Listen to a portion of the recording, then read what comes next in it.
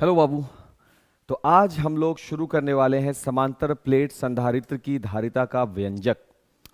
इस उम्मीद के साथ कि प्रीवियस लेक्चर समांतर प्लेट संधारित्र होता क्या है से उससे पहले भी संधारित्र क्या है इसके बारे में क्लास में बात हुई है हम लोगों के बीच में। उसकी धारिता के बारे में भी बात हुआ है, धारिता का एसआई मात्रक भी पता चला है हम लोगों को, फैरेड वगैरह के बारे में भी हम लोग पढ़े हैं। और वीडियो में आज हम लोग बेसिकली जो बात करेंगे वो है समांतर प्लेट संधारित्र का। उसके धारिता का व्यंजक तो वो तो बाद की बात है, पहले हम ये जान लें कि आखिर ये समांतर प्लेट संधारित्र होता क्या है। बाबू, प्लेट जो है समांतर प्लेट, जैसा कि इसका नाम है, तो पहले तो हम इसके लिए दो प्लेट को अरेंज करेंगे। अगर हम संधारित्र पढ़े हैं तो संधारित्र के बारे में तो हम लोग इतना जानते ही हैं कि दो प्लेट थे, एक आवेशित प्लेट था, दूसरा आवेशहीन प्लेट था, एक दूसरे से कुछ दूरी पर रख दिए गए थे। अगर वो दूरी को हम स्पेसिफिक कर लें, निश्चित बना लें उस दूरी को, वो दूरी क्या रखा जाए, हम बोला कि बाबू उस दूरी को भी हम लोग फिक्स कर लेंगे। अभी अभी उस दूरी को हम लोग फिक्स करके बात करेंगे।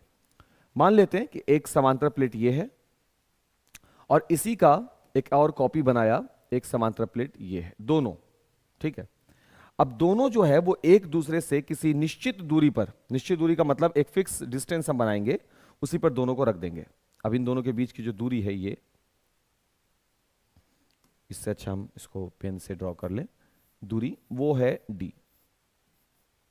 अब हम संधारित्र का अगर टॉपिक पढ़े हैं तो हमको पता है कि संधारित्र की जब व्यवस्था बन जाती है, जब संधारित्र की व्यवस्था अरेंज हो जाती है, तो उसमें एक प्लेट जो होता है वो सब प्लस प्लस हो जाता है, उसके सामने वाला प्लेट जितना भी होता है सब माइनस माइनस हो जाता है। तो अब हमको मालूम है कि ये वाला जो मेरा प्लेट है इसमें सारे के सारे वैल्यू किस में होंगे, प्लस में है, सब प्लस में होगा, प्लस प्लस प्लस प्लस, ये भी प्लस में, ये भी प्लस में, ये भी प्लस में, और दूसरा वाला जो भी होगा सब minus minus minus minus minus minus and minus. समान ज्यामिति का है, दो प्लेट हो, क्योंकि वर्ड समांतर है तो उसको समझ लो बाबू कि दो प्लेट होंगे, दोनों प्लेट की ज्यामिति समान होगी, दोनों प्लेट का क्षेत्रफल समान होगा, और दोनों प्लेट एक दूसरे से निश्चित दूरी, और वो निश्चित दूरी क्या है बाबू, स्मॉल डी पर रखे गए हो। देखो यही तो कॉन्सेप्ट है, इसी को साफ रखना है कि सर जो टॉपिक आज आप पढ़ा रहे हैं वो है समांतर प्लेट संधारित्र, उसका व्यंजक बाद की बात होगी बाबू। पहला बात कौन सा होगा कि क्या हम समांतर प्लेट संधारित्र को जान पा रहे हैं या नहीं। सर समांतर प्लेट संधारित्र से पहले भी हमें जानना होगा कि संधारित्र क्या है। तो संधारित्र क्या है का लेक्चर हम लोग प्रीवियस देख चुके। अभी जो टॉपिक हम लोग देखेंगे वो है प्लेट समांतर है, मतलब समान ज्यामिति का। क्या क्या वर्ड बोला जा रहा है बाबू, समान ज्यामिति,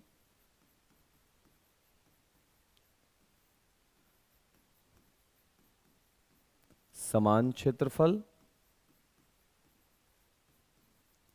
आवेश विपरीत है,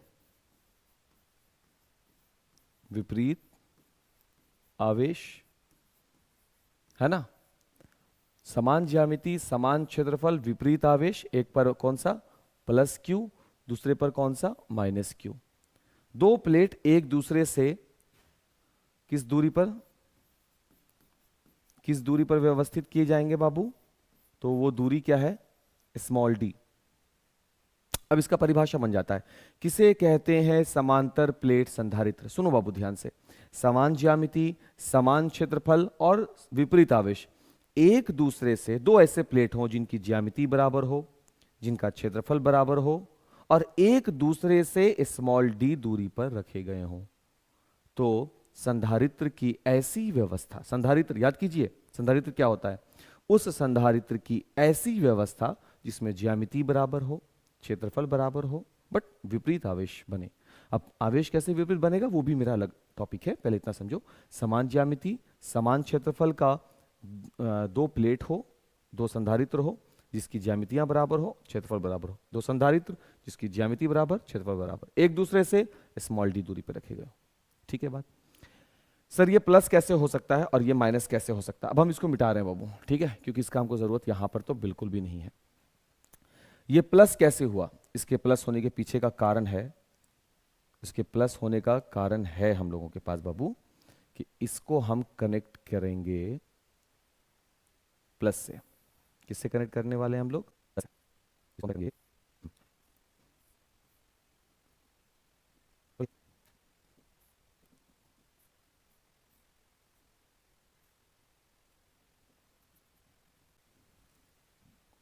देखो बाबू, ये प्लस क्यों हुआ है? क्योंकि यहां पर हम उसको प्लस से जोड़ दिए हैं। प्लस से जोड़ने के वजह से ये भाई साहब किस में हो गए हैं? या प्लस से जोड़ा है ना, प्लस से जोड़ने के कारण ये बन गए प्लस में। ठीक, अगर हम इसको यहां देखो बाबू माइनस से जोड़ रहे हैं, ये देखो माइनस से जोड़ रहे हैं इसको, इसलिए किस में हो गया बाबू? माइनस में। विद्युतीय क्षेत्र रेखा किधर से किधर होती है बाबू? पता है हमको? विद्युतीय क्षेत्र की रेखा जो होती है वो किस ओर से किस ओर होती है? सर वो प्लस से माइनस की ओर होती है, प्लस से माइनस की ओर होती है। हमको पता है ये चीज, पता है, इसलिए हम ये काम कर सकते हैं।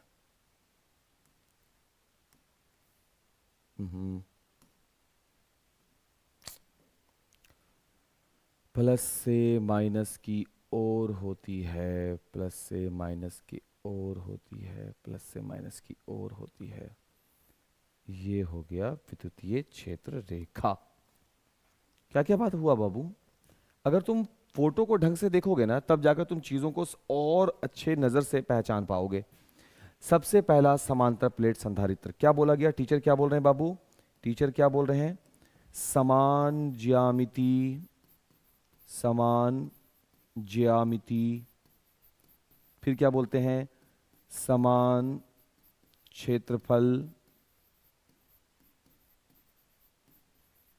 के दो प्लेट, है ना, दो प्लेट एक दूसरे से एक निश्चित दूरी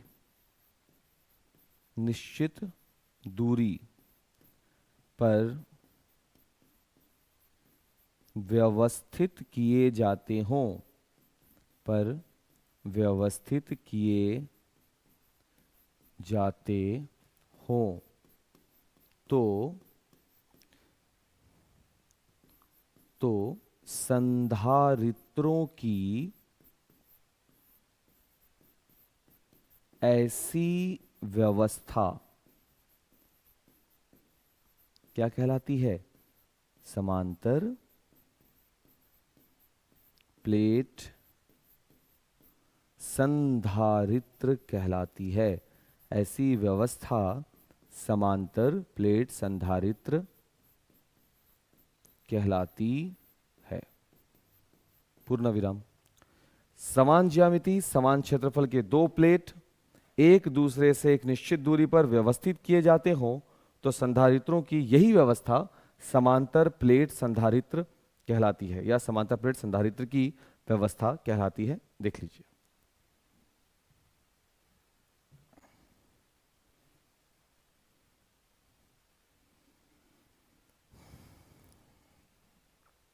ठीक है बाबू। अब बोलोगे सर की जो निश्चित दूरी है वो दूरी क्या है? भाई एक दूसरे से किस निश्चित दूरी पर रखी जाएगी? तो निश्चित दूरी क्या है सर? वो निश्चित दूरी है डी। तो आप लिख दोगे निश्चित दूरी क्या है? डी पर व्यवस्थित किए जाते हो तो संधारित्रों की यही व्यवस्था समांतर प्लेट संधारित्र कहलाती है।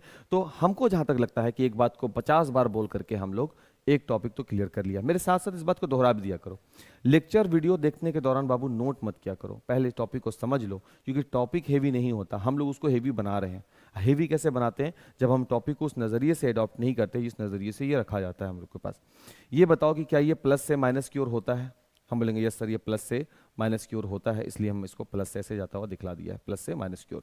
अब विद्युतीय क्षेत्र वो भी हम देख रहे हैं कि प्लस से माइनस की ओर होता है। ठीक, अब आगे क्या सर? अब हमको देखना है उसकी धारिता। तो बाबू धारिता C बराबर तो फॉर्मूला से होता है Q/V, अगर आपको ध्यान हो तो ये बन गया मेरा समीकरण नंबर 1। हाँ कंटेंट लिखेंगे, कहीं लिखेंगे, बट पहले एक काम तो खत्म करते हैं कि धारिता बराबर क्या होता है? C बराबर Q/V, ये हम दोनों को पता है। ठीक, अब C बराबर जो Q/V है तो उसको भी हम लोग संधारित्र में पढ़े थे कि Q को कांस्टेंट मानकर V के मान को बदलना होगा। और जब v के मान को हम कम किए थे, अगर संधारित्र की व्यवस्था आपको ध्यान हो तो v के मान को कम करने के लिए प्लस को हम लोग अर्थिंग कर दिया था, अगर ध्यान हो तो। और इससे माइनस का प्रभाव जो था वो मेरे एक्चुअल प्लेट पर अपना पूरा का पूरा इंपैक्ट डाल रहा था, जिस वजह से इसके विभव का मान बहुत ज़्यादा रिड्यूस कर गया और c का मान बढ़ गया। ऐसा कुछ कर रहे थे। यहाँ भी जो c बराबर q अपॉन v है, तो q को स्थिर रखते हुए हम v को ही ढूंढते हैं, यानी हम किसके मान को तलाशते हैं बाबू? v के मान को। विभवांतर का मान पता करना है, तो विभवांतर बराबर हम लोग जानते हैं, विभवांतर बराबर हम लोग क्या जानते हैं भाई? v बराबर क्या जानते हैं? E यानी विद्युतीय क्षेत्र, E यानी कि विद्युतीय क्षेत्र, और इसके साथ साथ क्या होता है? इनटू विस्थापन। क्यों सर, आपको ये फॉर्मूला कैसे मालूम? हम लोग, तुमको भी तो पता है कि dv बराबर E डॉट dr होता है, याद आया? सबको पता है, हमको भी पता है, तुमको भी पता है।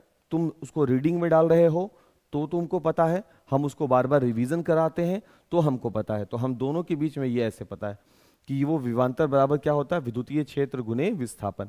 हमको बस इसी v के मान को तलाशना है और v के मान को लाकर यहां रख देना है। q तो स्टैटिक बनाए रखते थे बाबू, याद करो संधारित्र में, तो q में हमको कोई बदलाव नहीं करना, हमको सिर्फ v का मान तलाशना है। जैसे ही v का मान निकालेंगे, जो हम यहां देख रहे हैं कि विभवांतर v बराबर विद्युतीय क्षेत्र E और उसके साथ विस्थापन होगा। विस्थापन कौन सा बाबू? यही ना विस्थापन है, तो विस्थापन के रूप में यहां क्या बैठा हुआ है? केवल d। अब ये नहीं कि वहां पे v बराबर E डॉट dr था तो यहां भी dr लिख रहे हैं, ये एकदम समझ लो कि रोबोट वाली पढ़ाई का नतीजा है। हम जानते हैं कि विभवांतर विद्युतीय क्षेत्र गुने विस्थापन होता है, तो विद्युतीय क्षेत्र की दिशा ये हुई तो विस्थापन यहां से यहां है, इस विस्थापन को हम देखेंगे कि वो है d, तो ये हो गया d। ठीक है बात? अच्छा, अब हमको यहां पर कुछ नए फॉर्मूला का इंट्रोडक्शन है। जैसे E जो विद्युतीय क्षेत्र होता है वो होता है सिग्मा अपॉन एप्साइलन नॉट, सही है? E बराबर जो होता है बाबू वो है सिग्मा अपॉन एप्साइलन नॉट। और इसलिए जहां यहां हम लिख रहे हैं बाबू, जहां पर सिग्मा जो होता है इसको हम लोग पढ़े हैं पृष्ठीय आवेश, पृष्ठीय आवेश घनत्व बोलते हैं। और एप्सिलॉन नॉट को क्या बोलते हैं? ये है सर निर्वात की विद्युतशीलता। हम बोला ठीक। देखो ध्यान से बाबू, तो किसके मान को बदलने की प्रक्रिया शुरू हुई? सर अभी अभी आपने शुरू जो किया है जिस मान को बदलना वो है E। E बराबर क्या बताया गया? Sigma upon epsilon not. इसका मतलब कि ये है पृष्ठीय आवेश घनत्व और ये है बाबू E नॉट है निर्वात की विद्युतशीलता। ठीक, सिंपल सा बात है, वो जो गाउस का नियम लगाते हो ना, 1/ε0 इंटू क्यू लगाते हो, डॉट क्यू लगाते हो। क्यू होता है किसी भी पृष्ठ पर फंसने वाले कुल आवेश। यहाँ पर किसी पृष्ठ में फंसने वाला आवेश अगर सिग्मा है तो वो सिग्मा हो जाएगा, और 1/ε0 हमको दिख रहा है तो वो हो गया सिग्मा अपॉन ε0। और फिर बाबू हम लोगों को ये भी मालूम है कि किसी पृष्ठ का आवेश घनत्व यानी पृष्ठीय आवेश घनत्व जो होगा वो उसके एकांक क्षेत्रफल में फंसने वाले आवेश की संख्या को बताएगा। पृष्ठीय आवेश घनत्व जो होगा वो एकांक पृष्ठीय क्षेत्रफल में फंसने वाले आवेशों को बताएगा। फिर से बोले, इसको रिपीट कर लो यार दोबारा से हम ही को। तो इसका मतलब ये रहा कि अगर हम इसके ये जो सिग्मा का मान निकल कर आया, इस सिग्मा के जगह पर जो Q अपॉन A आया है इसको हम यहां रख दें तो हमको E का एक नया मान मिल जाएगा। E बराबर क्या मिल जाएगा बाबू? देखो सिग्मा के जगह पर हम लगा देंगे Q अपॉन A, और फिर बटे में जैसे एप्सिलॉन नॉट लगा हुआ था वो रह गया लगा हुआ।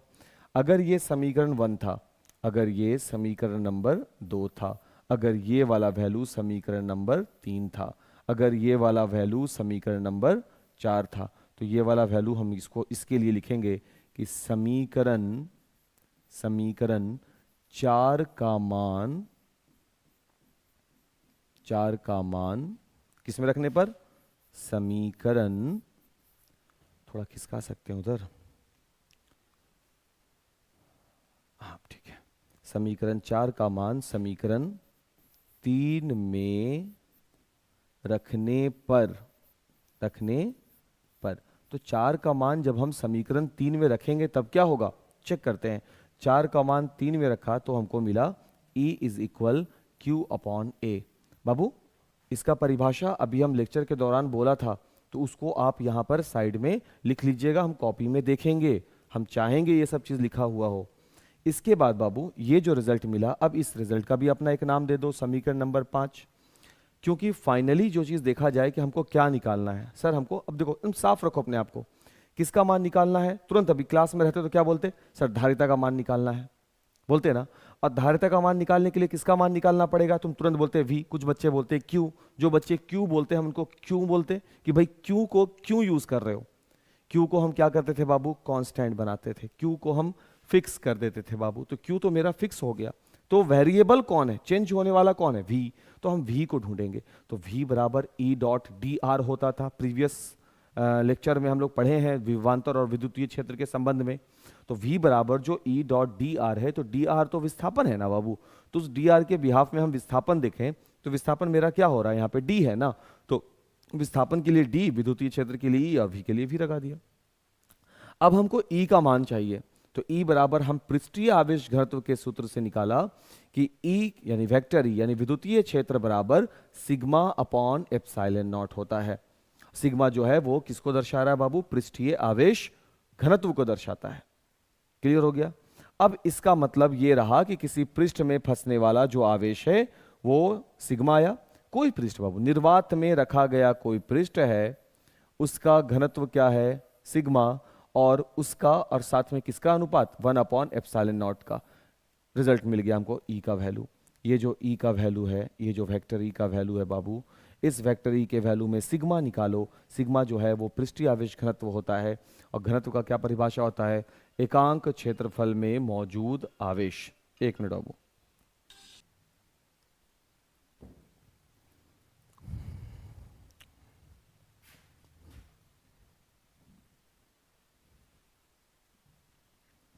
ठीक है बाबू। अब हम आराम से आगे बढ़ सकते हैं। उम्मीद है कि इतना ठहराव के साथ पढ़ाया जा रहा है तो लेक्चर भी आपको समझ में आ रहा होगा। अब आप इस समीकरण 5 के मान को कहाँ ले जाकर रखिएगा बाबू, यहाँ E निकला है, E का मान यहाँ लिखाएगा। तो आप लिखिएगा, आप लिखेंगे क्या कि समीकरण,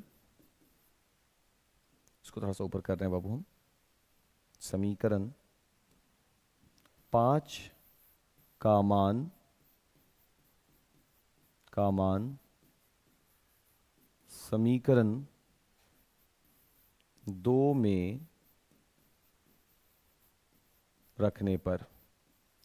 तो समीकरण 5 का मान क्या करेंगे हम लोग, समीकरण 2 में रखेंगे। तो इसलिए हमको वहां से मिलेगा v बराबर E के जगह पर आ जाएगा q a epsilon not into विस्थापन कितना है d, और यहां से ये मिल गया मेरा समीकरण नंबर 6। अब हम इस समीकरण 6 के मान को कहा, v मिल गया ना बाबू, तो v को कहां फाइनली ले जाकर रख देना है, 1 में। तो हम लिखेंगे v अर्थात कौन सा समीकरण, समीकरण 6 का यह मान किस में रख देना बाबू, समीकरण 1 में रखने पर। अब 6 का ये मान समीकरण 1 में अगर हम रख दें तो C बराबर हो जाएगा, Q तो जैसे था रहेगा बाबू, और V के जगह पर, V का वैल्यू रखिए, तो V के जगह पर जाएगा Q इंटू डी, और ये तीसरा वाला वैल्यू ऊपर चला जाएगा, V के जगह पर रख रहे हो ना, तो वो ऊपर चला जाएगा और आ जाएगा A एप्सिलॉन नॉट। Q से Q कट जाएगा और हमको मिलेगा C is equal A epsilon not upon small d। ये किसका वैल्यू हमको मिलेगा बाबू, ये वैल्यू हमको मिलेगा C का। यहाँ तक पहले पहुँचेंगे। इसके बाद एक चीज़ और रहेगा बाबू हर बार की तरह, वो रहेगा अपना कंटेंट। क्या लिखते हैं यहाँ पर, जहाँ A जो है वो क्या है, एकांक पृष्ठ का क्षेत्रफल। एप्सिलॉन नॉट तो हमको पता ही है क्या होता है, निर्वात की विद्युतशीलता, निर्वात की विद्युतशीलता। और डी क्या होता है? प्लेटों के मध्य दूरी। ये देखो, ये जो जानकारी हमको मिल रहा है, इन जानकारियों को हमको रखना पड़ेगा थोड़ा ढंग से, सही। और जो काम कर रहे हैं वो काम को अभी हमको लिखना भी पड़ेगा। कौन सा काम किए बाबू अभी? एक मिनट, देखो यहां पर लिखने के बाद हम चले गए सी बराबर क्यू अपॉन वी। और भी कुछ लिखा गया है क्या? नहीं लिखा गया है।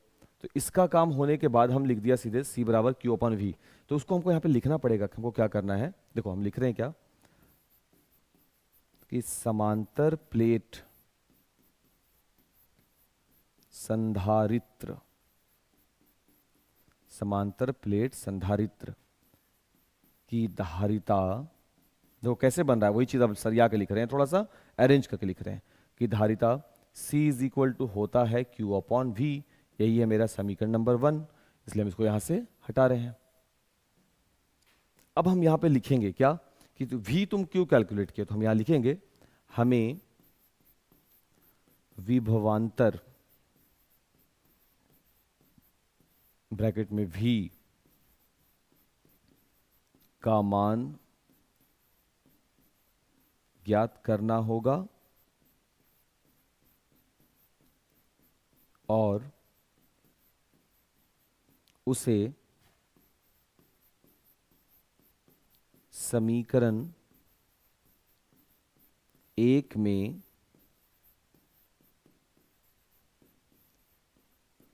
प्रतिस्थापित करना होगा, ताकि उसे समीकरण 1 में प्रतिस्थापित करना होगा ताकि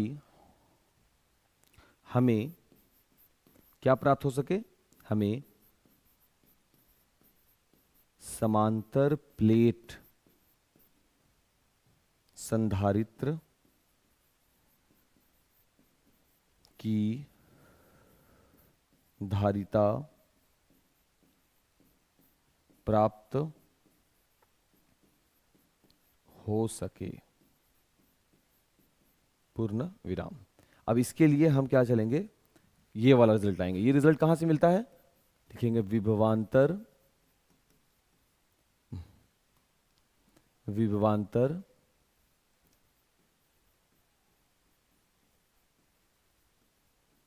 तथा विद्युतीय क्षेत्र के संबंध से। अब वो संबंध क्या कहता है कि विभवांतर बराबर होता है विद्युतीय क्षेत्र गुने विस्थापन। तो वो वाला नियम लगा दिया। फिर हम विद्युतीय क्षेत्र की जगह पे E और विस्थापन की जगह पे D लगा दिया। E जो होता है वो सिग्मा अपॉन एप्सिलॉन नॉट होता है, जिसको हम पृष्ठीय आवेश घनत्व बोलते हैं। एप्सिलॉन नॉट जो होता है बाबू वो निर्वात की विद्युतशीलता होती है। फिर हम एक नया सूत्र यहाँ पे इंट्रोड्यूस करवाया कि जो सिग्मा होता है वो Q अपॉन A होता है। Q जो होगा वो क्या होता है, एकांक पृष्ठ में फंसने वाले या आने वाले कुल आवेश। A जो होता है वो क्या होता है, वो पृष्ठ का क्षेत्रफल होता है।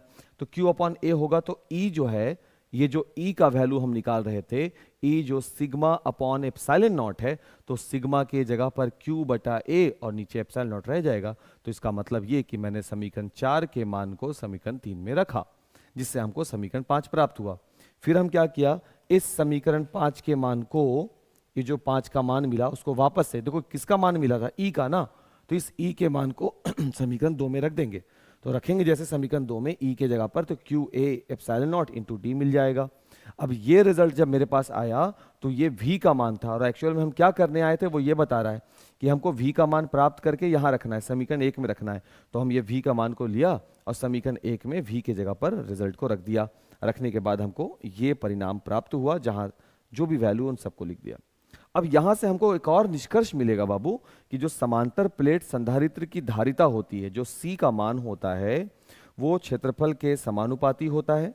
एप्सिलॉन नॉट क्या होता है, फिक्स बात होती है ना, तो क्षेत्रफल के समानुपाती होता है, और बीच की दूरी के बीच की दूरी के व्युत्क्रमानुपाती होता है। वो भी हम अभी लिखवा देंगे, पहले यहां तक आप स्क्रीनशॉट ले लीजिए।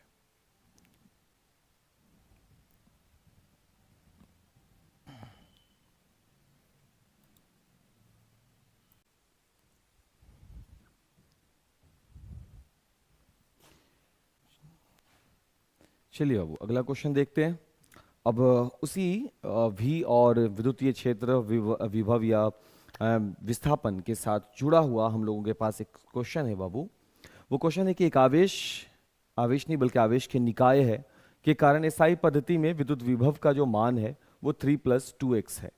x बराबर 2 मीटर पर विद्युतीय क्षेत्र का मान ज्ञात करो। अब ये प्रश्न है, अगर अगर थ्योरी नहीं पढ़ा हुआ होगा तो ऐसे न्यूमेरिकल्स कभी भी हल नहीं किए जा सकते, कभी नहीं। क्योंकि यहां पर आप देखोगे तो विभव की जानकारी मिलती है, x बराबर 2 मीटर, ये विस्थापन को दर्शा रहा है। जी हाँ बाबू, वही विस्थापन जिसको हम लोग dr वगैरह से सूचित करते हैं, ये x के रूप में है। तो हमको किसका मान निकालना है यहां पर बाबू? विद्युतीय क्षेत्र का। ठीक है, तो विद्युतीय क्षेत्र के बारे में हम पढ़ चुके हैं कि जो संबंध है dv बराबर वो है E डॉट dr का, और यहां पर r जो है वो विस्थापन r के शक्ल में ना होकर x के शक्ल में है, तो आप इसको लिखोगे dv बराबर E डॉट dx। कोई दिक्कत नहीं? ठीक, एक मिनट बाबू, लाइट नहीं है तो थोड़ा दिक्कत हो रहा है, इसलिए लाइट वाइट सब ऑफ करना पड़ता है, बल्ब वगैरह सब। तो dv बराबर क्या है? E dot dx। अब अगला काम, अगर हमको जो वैल्यू निकालना है बाबू, वो किसका वैल्यू निकालना है? E का। तो E को हम अकेला करेंगे तो E बराबर हो जाएगा dv अपॉन dx। E जो विद्युतीय क्षेत्र है वो कहता है d अपॉन dx, किसके लिए? V के लिए, और V का वैल्यू कितना दिया हुआ है? 3 + 2x। और अगर हमको डिफरेंशिएशन आता है तो हम जानते हैं कि ये है d3 अपॉन dx, और अगला वाला है d2x अपॉन dx। रिजल्ट के रूप में अगर देखें तो E बराबर हमको दिख रहा है बाबू 0 + 2, अर्थात E बराबर 2 है ना। बट मात्रक क्या लगाएंगे, क्योंकि मात्रक भी तो जरूरी है। तो मात्रक देखोगे E का है dv अपॉन dx, तो V जो विभव को दर्शा रहा है उसके लिए वोल्ट यानी V, और ये विस्थापन है, विस्थापन के लिए मीटर, तो यानी 2 वोल्ट प्रति मीटर रिजल्ट आया। हम बोलेंगे देखो न्यूमेरिकल कितना शॉर्ट ट्रिक बता दिया, लेकिन अगर हम लोग थ्योरी पढ़े हैं, जो कि जरूर पढ़े हैं, है ना बाबू, तो थ्योरी पढ़े हैं तो हमको मालूम है कि ये रिजल्ट है इसका, क्योंकि यहाँ पर विभव और विद्युत क्षेत्र, आवेश है ना, विद्युत क्षेत्र, तो क्या मेरे पास विभव और विद्युत क्षेत्र के बीच का कोई संबंध पता है? अगर पता है तो रिजल्ट है। ठीक है, तो आज का लेक्चर बस यही 2 लेक्चर हम रख रहे हैं बाबू। हम वीडियो प्लान था मेरा और बनाने का, लेकिन बन नहीं पाएगा क्योंकि सुबह से चल रहा है क्लासेस और बैटरी डाउन है, मेरा नहीं, इन्वर्टर वगैरह में ऐसा होता है, लाइट नहीं है, प्रकृति आपदा है तो ऐसा होता ही है बाबू। मिलते हैं हम लोग अपने नेक्स्ट क्लास में, ठीक है? तब तक के लिए थैंक्स फॉर वॉचिंग।